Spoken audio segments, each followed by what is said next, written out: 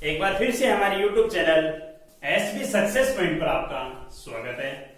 देखिए स्टूडेंट, हम लोग चर्चा कर रहे थे विद्युत धारा के चुंबकीय प्रभाव, चैप्टर था अपना 7।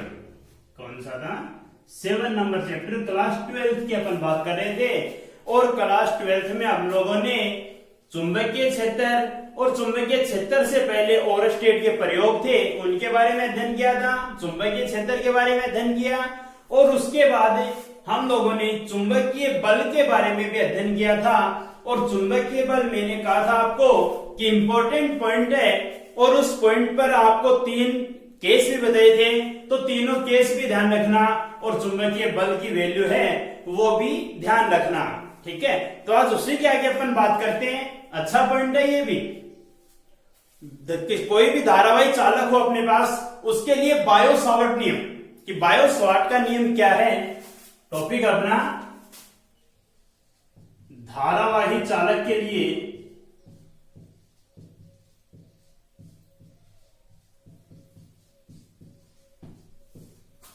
बायो सावर्ट का नियम।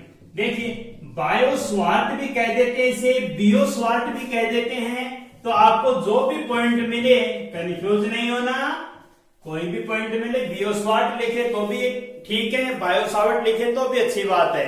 ठीक है, देखिए सबसे पहले अपन बात करेंगे बायो सावर्ट नियम की। तो बायो सावर्ट नियम के लिए, और वो भी किसके लिए? धारावाही चालक के लिए। तो सबसे पहले अपन मान लेते हैं कोई भी धारावाही चालक है, जैसे मान लो कोई वायर है। ठीक है, इस वायर में अपन मान लेते हैं कि धारा प्रवाहित हो रही है, और वो कितनी है?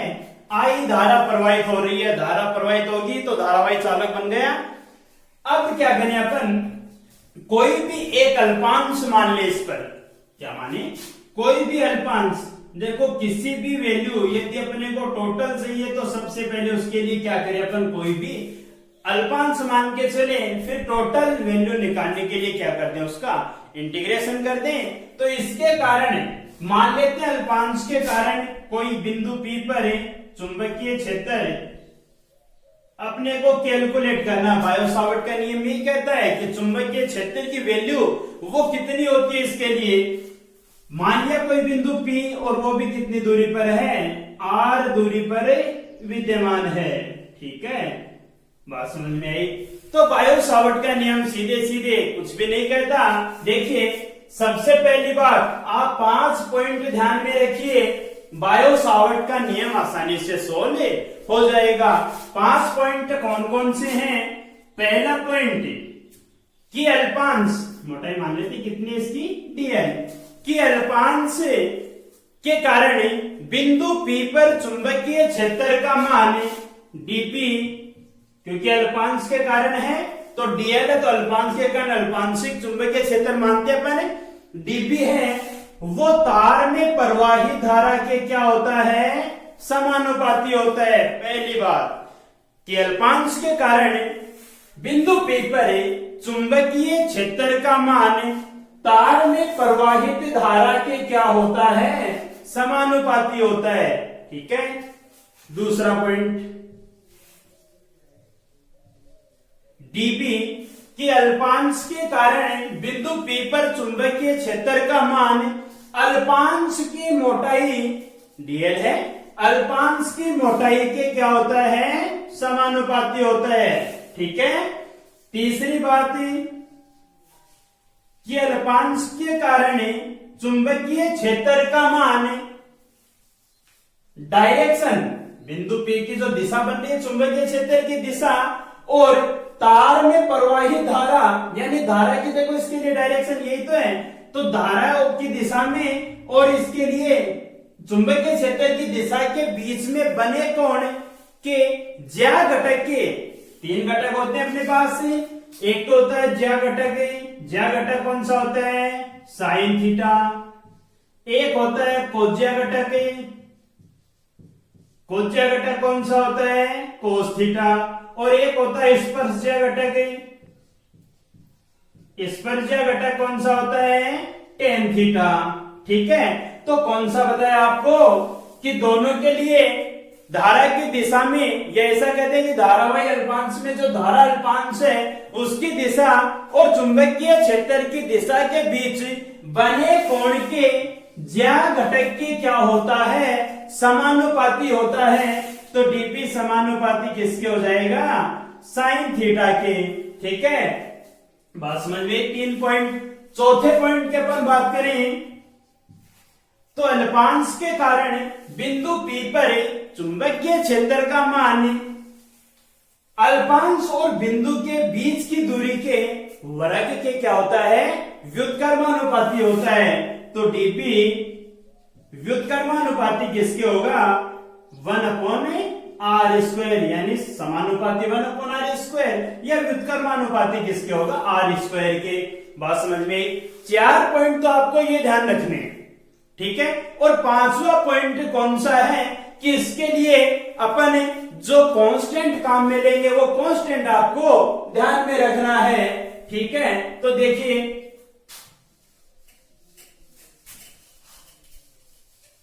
चारों पॉइंट हैं अपने पास से, चारों पॉइंट को क्या कर दो, कंबाइंड रूप से लिखे अपन ने। तो क्या बनेगा, देखो डीपी समानुपाती, समानुपाती जिन के लिख दो IDL साइन थीटा, इनके तो क्या है समानुपाती, और व्युत्क्रमानुपाती किसके हैं, r² के। तो क्या बना, डीपी समानुपाती IDL साइन थीटा कोण में r²। ध्यान देगा। दूसरी बात देखो डीपी, अब आपको पता है कि समानुपाती को हटाने के लिए अपन कोई कांस्टेंट वैल्यू काम में लेते हैं, और यहां पर वो कांस्टेंट कौन सा बन जाएगा, μ0/4π।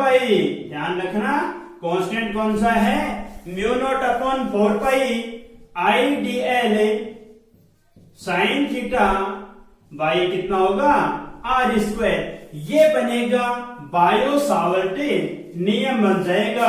क्या बनेगा, बायो सावर्ट नियम बनेगा। यहां पर देखिए अपने पास एक कांस्टेंट वैल्यू आई है μ0/4π। ये कांस्टेंट वैल्यू क्या होती है, यहां से देखिए μ0 है, वो चुंबकीय पारगम्यता होती है। क्या होती है, चुंबकीय पारगम्यता, या इसे कह सकते हैं अपन चुंबकनशीलता। जैसे अपन ने ε0 लिखा था विद्युत क्षेत्र के लिए, 1/4π ε0 लिखा था, के कांस्टेंट था, तो उसके लिए वहां पर ε0 क्या था, विद्युतशीलता थी। तो यहाँ पर μ0 क्या बनेगी, चुंबकीय पारगम्यता या चुंबकनशीलता बन जाएगी, या चुंबकनशीलता। और दूसरी बात स्टूडेंट से ध्यान रखोगे कि μ0 जैसे अपने पास k था, k इक्वल्स में 1/4π ε0 था, और इसके लिए आपको पता था इसका निश्चित वैल्यू होती है, क्योंकि कांस्टेंट राशि है तो कांस्टेंट राशि की तो निश्चित वैल्यू होनी है। उसकी वैल्यू कितनी थी, 9 × 10⁹ थी। ठीक है, तो वैसे ही इसके लिए भी कोई ना कोई कांस्टेंट वैल्यू होगी, और वो कांस्टेंट वैल्यू इसके लिए कितनी होती है, μ0/4π टोटल की वैल्यू होती है। μ0/4π इक्वल्स में कितनी वैल्यू होती है, 10⁻⁷ होती है। ध्यान रहेगा, 10⁻⁷। यदि आपको केवल μ0 चाहिए तो μ0 कितना बन जाएगा, 4π × 10⁻⁷। ये हो जाएगी केवल μ0 की वैल्यू, और आपको μ0/4π लिखना है तो 10⁻⁷, यानी जैसी भी वैल्यू अपने को चाहिए उसके अकॉर्डिंग हम इसको चेंज कर सकते हैं। कर सकते हो, μ0/2π का चाहिए तो 2 को इधर भेज दो। ठीक है, दूसरी बात आती है इसके मात्रक की, कि इसका मात्रक क्या होगा। तो देखिए यहां से अपन निकाल सकते हैं मात्रक के। देखो क्या बनेगा, μ0/4π यानी dp × r² IDL sine theta का कोई मात्रक होता नहीं, तो ये बन जाएगा किसके बराबर है, μ0/4π के। रखिए देखो वैल्यू, डीबी का मात्रक आपको पता है क्या होता है, टेस्ला। चुंबकीय क्षेत्र ही तो है, और चुंबकीय क्षेत्र का मात्रक है tesla into metre square by I का आपको पता है क्या होता है, एम्पियर, और डीएल का क्या होता है, मीटर। तो कितना हो जाएगा, मीटर से 1 मीटर कैंसिल, क्या बनेगा, टेस्ला मीटर पर एम्पियर, टेस्ला मीटर पर एम्पियर बन जाएगा। या फिर इसका एक दूसरा मात्रक और होता है, और वो क्या बन जाएगा, या हेनरी पर मीटर, क्या बनेगा, हेनरी पर मीटर। तो ध्यान रखिएगा कि बायो सावर्ट नियम है, उसके लिए 4 पॉइंट तो अपने को चाहिए कि डीबी है वो आई के समानुपाती, उस तार में प्रवाही धारा के क्या होता है, समानुपाती। दूसरी बात, चुंबकीय क्षेत्र का मान उस धारावाही अल्पांश की मोटाई के क्या होता है, बराबर होता है। तीसरी बात, डीबी है वो ज्या घटक के धारावाही अल्पांश और चुंबकीय क्षेत्र की दिशा के बीच बने कोण के ज्या घटक के क्या होता है, समानुपाती होता है। चौथी बात, चुंबकीय क्षेत्र का मान धारावाही अल्पांश से बिंदु के बीच में दूरी के क्या होता है, वर्ग के व्युत्क्रमानुपाती होता है। कंबाइंड रूप से लिखेंगे अपन, ये वैल्यू बनेगी, और जो समानुपाती था उसको उठाया तो नियतांक काम में लिया अपन ने, म्यू नॉट अपॉन 4 पाई, जिसको क्या कहते हैं, चुंबकनशीलता, और इसकी वैल्यू कितनी होती है, 10 टू पावर -7, या कितनी आ जाएगी, मात्रक यहां पर भी लगा सकते हो, टेस्ला मीटर पर एम्पियर या हेनरी पर मीटर, ध्यान में रहेगा। तो ये तो था आपका बायो सावर्ट का नियम। कई बार देखो कंफ्यूज करने के लिए आपको क्वेश्चन पूछ लेता है कि बायो सावर्ट नियम का सदिश रूप क्या होगा, यानी वेक्टर फॉर्म इसकी क्या होगी। तो देखिए इसका सदिश रूप क्या बनता है, कई बार एग्जाम में भी क्वेश्चन पूछ लेता आपसे कि बायो सावर्ट के नियम का सदिश रूप लिखिए, ठीक है। क्यों पूछता है, क्योंकि थोड़ा सा इसमें कंफ्यूजन पैदा होता है, अपने उस कंफ्यूजन को दूर करने के लिए आपसे ये बात पूछी जाती है, ठीक है। तो देखिए सदिश रूप क्या बनेगा इसका, डीपी वेक्टर इक्वल से म्यू नॉट अपॉन 4 पाई, ठीक है, आई अपॉन आर स्क्वायर, और इंटू में क्या बनता है, डीएल क्रॉस आर कैप, ये बनेगा डीएल इंटू आर कैप। यहां पर डीएल इंटू आर कैप क्या बनेगा, साइन थीटा, क्योंकि क्रॉस प्रोडक्ट है, और क्रॉस प्रोडक्ट किस में कन्वर्ट हो जाएगा, साइन थीटा में कन्वर्ट हो जाएगा, ठीक है। तो ध्यान रखेंगे, ठीक है। तो ये थी बात इसकी बायो सावर्ट नियम की, ठीक है। अब देखिए इसके बाद अपन बात करें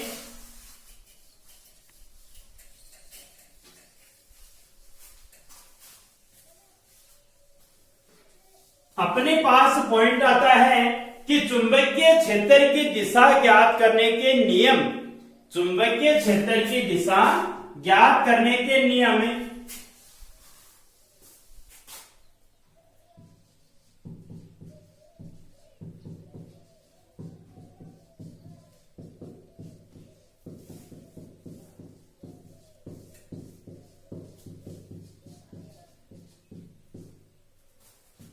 चुंबकीय क्षेत्र की दिशा ज्ञात करने के नियम।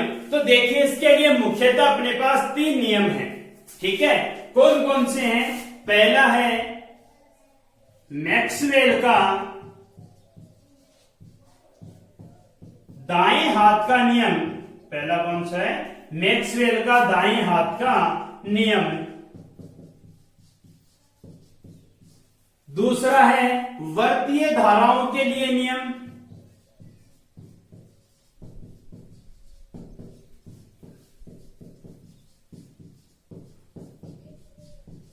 वर्तीय धाराओं के लिए नियम है।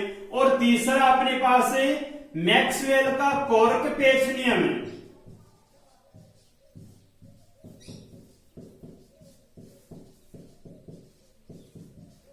मैक्सवेल का कोरक पेच नियम। देखिए साधारण पॉइंट है अपने पास। पहला था मैक्सवेल का दाएं हाथ का नियम है। दाएं हाथ का नियम क्या कहता है, देखिए कि जैसे मान लो कोई तार है, रेखीय तार, और रेखीय तार में धारा प्रवाहित हो रही है। अपने पहले वीडियो में अपन ने इस चीज की चर्चा की थी। तार में धारा प्रवाहित हो रही है तो इसके लिए चुंबकीय क्षेत्र की दिशा कैसी होगी। तो मैक्सवेल ने क्या कहा कि तार को इस प्रकार पकड़े कि तार में धारा की दिशा में अंगूठा किसमें रहे, धारा की दिशा में, तो मुड़ी हुई अंगुलियां वो किसको निरूपित करती हैं, चुंबकीय क्षेत्र को। यानी यहां से देखें अपन तो धारा की दिशा में अंगूठा रख दिया तो तार के इधर तो चुंबकीय क्षेत्र कैसा होगा, पृष्ठ के लंबवत अंदर की ओर। यानी यहाँ पर तो क्या होगा, अंदर की ओर। और इस तरह बात करें तो यहाँ पर क्या होगा, धारा की दिशा में अंगूठा, तो मुड़ी हुई अंगुलियां यानी बाहर की ओर इंडिकेट कर रही हैं। तो चुंबकीय क्षेत्र क्या होगा, पृष्ठ के लंबवत बाहर की ओर, और इधर क्या होगा, पृष्ठ के लंबवत अंदर की ओर। ये बातें मैंने दोनों आपको बताई थी कि बाहर की ओर है उसको डॉट से इंडिकेट करते हैं, और चुंबकीय क्षेत्र अंदर की ओर उसे किससे निरूपित करेंगे, क्रॉस से निरूपित करेंगे। ठीक है, ध्यान में रहेगा। तो ये तो था कौन सा, मैक्सवेल का दाएं हाथ का नियम। ठीक है, उसके बाद सेम इसका विपरीत है, और वो कौन सा है, वर्तीय धाराओं के लिए है। ठीक है, देखिए दूसरा नियम है वर्तीय धारा का। तो वर्तीय धारा का नियम क्या कहता है कि मान लो किसी तार में या वर्ताकार रूप से मोड़े गए तार में धारा प्रवाहित हो रही है, तो इसके लिए चुंबकीय क्षेत्र की दिशा कैसी होगी, फर्क इतना सा है। अब अपने को क्या करना है, धारा जिस अकॉर्डिंग प्रवाहित हो रही है अपनी अंगुलियों को, दाएं हाथ की अंगुलियों को क्या करो, उसके अकॉर्डिंग मोड़ दो। तो अंगूठे की दिशा है वो किसको निरूपित करेगी, चुंबकीय क्षेत्र को निरूपित करेगी। यानी मुड़ी हुई अंगुलियां, तो अंगूठा देखो किधर आ रहा है, बाहर की ओर। तो इस पृष्ठ पे मान लो ये पृष्ठ अपने पास, तो इस पृष्ठ पे तो क्या होगा, बाहर की ओर ये बनेगा, इसके लिए क्या हो जाएगा, बाहर की ओर। और यदि मान लो धारा की दिशा आपको ये दे दे, क्लॉकवाइज दे दे, तो क्लॉकवाइज धारा की दिशा के लिए क्या होगा, देखो अब मुड़ी हुई अंगुलियां इस अकॉर्डिंग, तो चुंबकीय क्षेत्र क्या बनेगा, पृष्ठ के लंबवत अंदर की ओर। तो इस स्थिति में क्या हो जाएगा, पृष्ठ के लंबवत अंदर की ओर। यानी ध्यान रखोगे आप लोग कि धारा की दिशा में या वर्तीय धाराओं के लिए अंगुलियों को धारा के अनुदिश मोड़े तो अंगूठे की दिशा किसको निरूपित करेगी, चुंबकीय क्षेत्र को। किसको निरूपित करेगी, चुंबकीय क्षेत्र को निरूपित करती हैं। ठीक है, ये था अपना दूसरा नियम है। ठीक है, अब अपन बात करें तीसरे नियम की, मैक्सवेल का कोरक पेच नियम है। कौन सा नियम है, कोरक पेच नियम है। तो देखिए कोरक पेच नियम क्या कहता है, जैसे मान लो ये अपने पास कोई सीट है और ये पेच है, ये कोरक हो गया, ये पेच हो गया। ठीक है, तो कोरक पेच नियम क्या कहता है कि जैसे मान लो मैं इस पेच को इस कोरक के अंदर क्या करूं, अंदर की तरफ धकेलता जाऊं। यानी कहने का मतलब है कि पेच की नोक है वो यदि धारा की दिशा में आगे बढ़ रही है, धारा की दिशा में आगे बढ़ रही है, तो पेच को घुमाने की दिशा वो किसको निरूपित करेगी, चुंबकीय क्षेत्र को। ठीक है, और यदि धारा की दिशा के विपरीत है, यानी पेच को अपन वापस खोल रहे हैं, तो भी पेच को घुमाने की दिशा किसको निरूपित करेगी, चुंबकीय क्षेत्र को।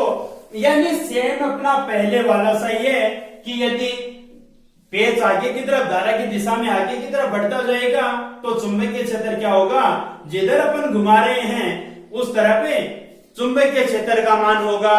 और यदि खोलते जा रहे हैं पेच को तो क्या होगा, जिस तरफ घूम रहा है उल्टी साइड में घूमेगा, तो क्या हो जाएगा, चुंबकीय क्षेत्र की डायरेक्शन क्या हो जाएगी, उसके लिए पहले की तुलना में उल्टी हो जाएगी। ये था मैक्सवेल का कौन सा नियम है, कोरक पेच का नियम। ठीक है, केवल अपने को इनकी डायरेक्शन के लिए इनको ध्यान में रखना है। ठीक है, बात समझ में आई। तो ये थे अपने 2 पॉइंट, बायो सावर्ट का नियम है और मैक्सवेल का सॉरी ये 3 पॉइंट ये हो गए अपने पास चुंबकीय क्षेत्र की दिशा ज्ञात करने के नियम हो गए। ठीक है,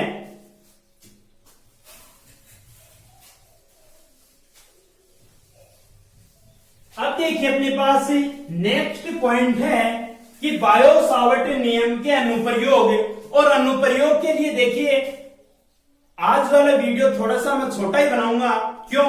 क्योंकि ये नियम अपन करेंगे, इसके अनुप्रयोग करेंगे तो एक अनुप्रयोग के साथ में उसकी स्थितियां बहुत सी हैं, स्थितियां उसकी बहुत सी हैं। यानी कहने का मतलब एक अनुप्रयोग अपन जैसे तार के लिए चुंबकीय क्षेत्र बायो सावर्ट के नियम से ज्ञात करेंगे तो उनकी 4-5 जो स्थितियां बन रही हैं उनको भी अपन एक साथ ही करें, तभी अपने क्वेश्चन अच्छे से समझ में आएगा। तो अगला पॉइंट करेंगे अपन अगले वीडियो में। आज के लिए इतना ही काफी, धन्यवाद।